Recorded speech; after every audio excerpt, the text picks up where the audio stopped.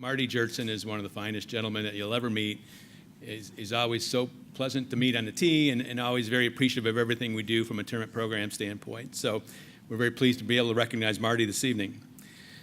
Marty Jertson captured the 2017 Southwest PGA Player of the Year in the closest race in section history, edging out Michael Hopper by just 1 point. This year's crown marks the second Southwest PGA Player of the Year honor for Marty. Marty, senior design engineer at Ping Golf, started the 2017 season off with a victory in the opening Southwest PGA Player Series event at Lone Tree Golf Club.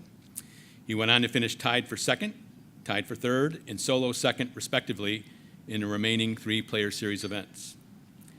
In June, Marty competed in the 50th PGA Professional Championship at Sun River Resort in Oregon, where he finished tied for 67th in the 312-player field.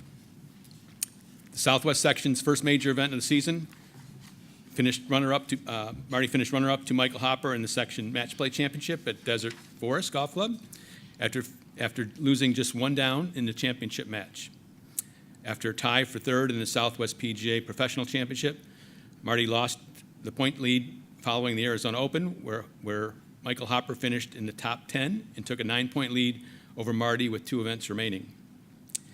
A 5th place finish in the section championship, followed by a tie for second at the Shriners Children's Hospital sectional qualifier, finally earned Marty the hard-fought Player of the Year title. Born in Gallup, New Mexico, Marty later moved to Globe, Arizona, where he grew up playing Cobre Valley Country Club. After attending Mountain Point High School in Ahwatukee, Marty became a member of the golf team for the Colorado School of the Mines in Golden, Colorado, where he earned 7 victories during his 4 years on the team and was honored as a Division II All-American and Academic All-American. During his collegiate years, Marty captured the 2001 Colorado State Amateur Championship. The following year, Marty earned his Bachelor of Science degree in Mechanical Engineering and was inducted into the Colorado School of the Mines Athletic Hall of Fame in 2011. Following graduation, Marty earned his membership in the PGA of America in 2010 and qualified for 6 PGA Tour events, including the 93rd and 94th PGA Championship in the Shriners Hospital for Children Open 4 times. From a career standpoint, Marty has found his calling in the engineer department at Ping. As the Director of Product Development, he is in charge of all new product design. Throughout his time at Ping, he has led the development of numerous products, including clubheads, shafts, grips, and drivers. Along with product development, Marty also contributed to the creation of the iPing, the revolutionary putting fitting app that utilizes sensors built into iPhones. His hard work has resulted in 125 published U.S. patents with his name on them. By winning the Southwest PGA Player of the Year, Marty earned a spot into the 51st PGA Professional Championship, scheduled to take place June 17th through 20th at Bayonet Black Horse Golf Club in Seaside, California. Please join me in recognizing and welcoming to the stage our 2017 Southwest PGA Player of the Year, Mr. Marty Jertson.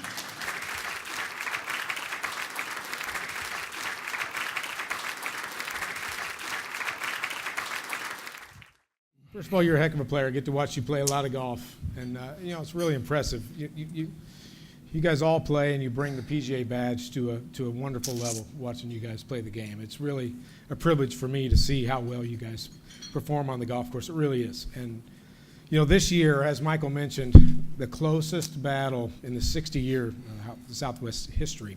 So tell us a little bit about that battle with Michael as you came down the stretch. Yeah, Michael and I, we have a great relationship, and it feels like we played every tournament together this year, and I think he beat me in every chance we were close. He kind of chipped in a playoff in one of the Player Series and beat me in the last match of the match play, and then he beat me by 1 the section championship. So I think it was a coin flip at the end there at the Shriners qualifier where he didn't have his best day. But I think the whole year we were just neck and neck.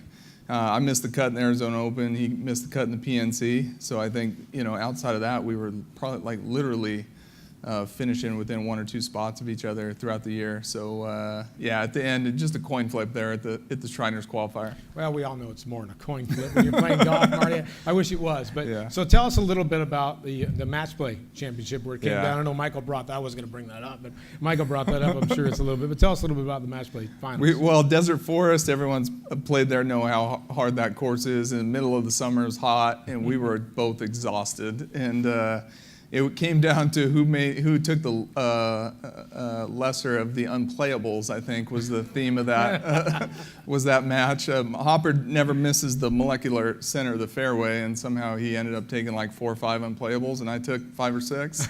And so he nipped me by a shot. But it was a close battle, but we were kind of both out of gas.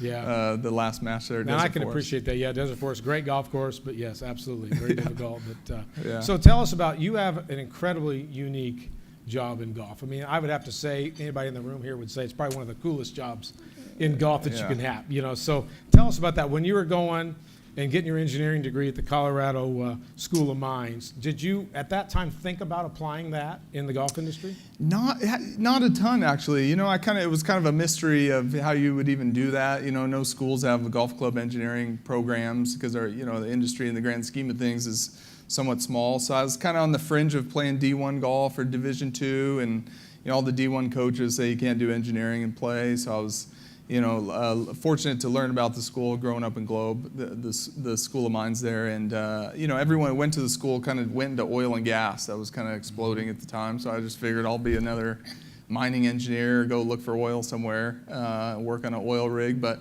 yeah, no, I got a little bit better in college and turned professional, played for about a year, and then through a friend of a friend, kind of got the job at Ping and made some good connections. So yeah, it wasn't really a mission of mine going into college, but it turned out really good to combine those two things. Well, that's pretty cool. I'm sure John's really appreciative of that, and you do a great job, and you've designed some great golf clubs. I mean, that's pretty cool to think that I know the guy that does that. I mean, it's really neat. But another cool thing, he's got a cool job, but he's got 125 patents with your name on them. I mean, I don't know anybody else that can say that kind of thing.